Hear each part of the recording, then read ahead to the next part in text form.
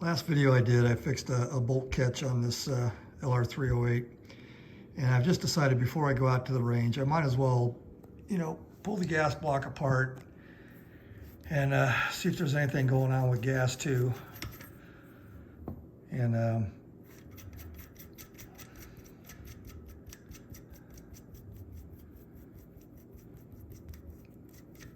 right, I'm gonna pull the handguard off next. It's just I got to pull it off to get to the gas block anyway, so it'll loosen a couple of those.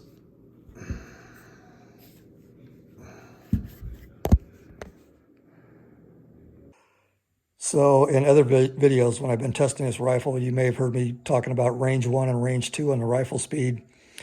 Right now it's in range 1, and as you go counterclockwise, you'll start pulling that plunger out that sits right in there, which that's what regulates your gas into the tube. So as you go counterclockwise, sorry about the camera work.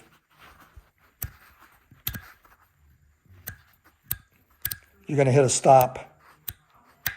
Okay, so that's the first stop, and now we're on position 12. So position 12 on range 1, that's all the gas you get. Now for range 2, you pull this back. You take spring pressure off of it, and then you continue counterclockwise. Now, the thing about range 2 is once you get about halfway out, you start losing spring pressure. So he sells a spacer that you can put back here to maintain your spring pressure throughout range 2. So we'll pull this back, and now we're in range 2. So we stopped at 12 full open on range 1. So if you go 1, 2, now we're at, I don't know, I just call that 14, even though we're in range 2. And you can just keep going. And like I said, when you get about halfway, you start losing some spring pressure. And anyway, once you lose spring pressure and that plunger comes off the back here where the detents are, then you can get it all the way apart. Okay. So there's your plunger. It adjusts your gas. Right now I have the shortest one that he sells in here. And I'm going to take this gas block completely off and see what's going on underneath it. I don't see a whole lot of evidence of a bunch of blow-by coming out of this piston, like I'm losing gas. He uses an open-ended gas block here, which I've mentioned before, but I don't see any evidence of a lot of gas blowing past the tube. And there's no evidence of gas back here, very little. So at this point, I don't think the gas block is the issue, but I'm going to take it all apart and just see if there's something going on underneath. That's the amount of dirt that I got off of all of this. And that's wiping this whole area down, the barrel, everything. So I don't think I'm getting very much blow-by on gas. I think if I was getting enough blow-by to really affect operation of this rifle, there would have been a lot more than that. But like I said, I'm going to take this off and we'll see what's underneath here. Okay, so that's how it came off, and I don't see any real blow-by.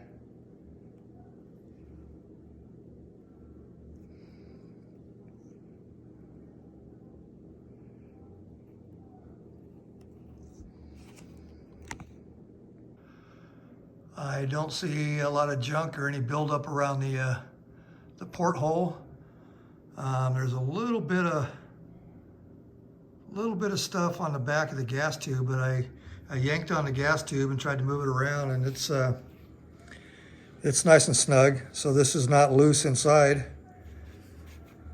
So I'm going to double check this hole, make sure there's no obstruction. Stick a bore scope down here and put this thing back together. I can't visually see any problems with this. What I may do is stick a pipe cleaner down the inside of this gas tube and up inside that hole. And like I said, put a bore scope in here and take a look. So I'm looking up inside the gas block, and you can see that the gas tube is lined up. You'll see some fuzziness at the very top. Looks like an obstruction, but that's just this pipe cleaner I stuck in here. And so that's what you were seeing inside there. I blew through it. There's no obstructions. Everything's lined up. So at this point, I'm going to have to say that I don't think I have a gas problem. The only remaining mystery would be the size of this gas port. If maybe for some reason Wilson Combat may have undersized that gas port. So I'm going to try to figure out what size that is. I don't have any pins, so I'll try to measure it with some calipers or something. So we're looking at the gas port on the barrel, and it looks like something's maybe stuck in there. I can't tell if that's maybe just a piece of lint from a cleaning patch, or if that's a little hunk of metal or something. Anyway, I'm going to stick a drill bit in there and see if I can figure out what that is. Okay, so I got a piece of pipe cleaner stuck in there, and I don't see any obstructions. I think it was just a piece of lint. And if I put a light on the other side here, I can get a pretty good look at it. And the bore, the gas port of the barrel is clear. I think it was just a piece of lint before. I made some crude measurements of the gas port diameter, and it looks like we're running about at least 88 thousandths.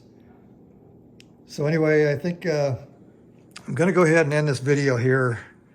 At this point, I'm satisfied that I don't have a gas problem as far as a leak or blow by or anything. So I'm going to get this thing all cleaned up and put back together. And okay, so all we got to do is get this rifle back out to the range and see if the bolt catch and the bolt carrier group combination fixes this rifle.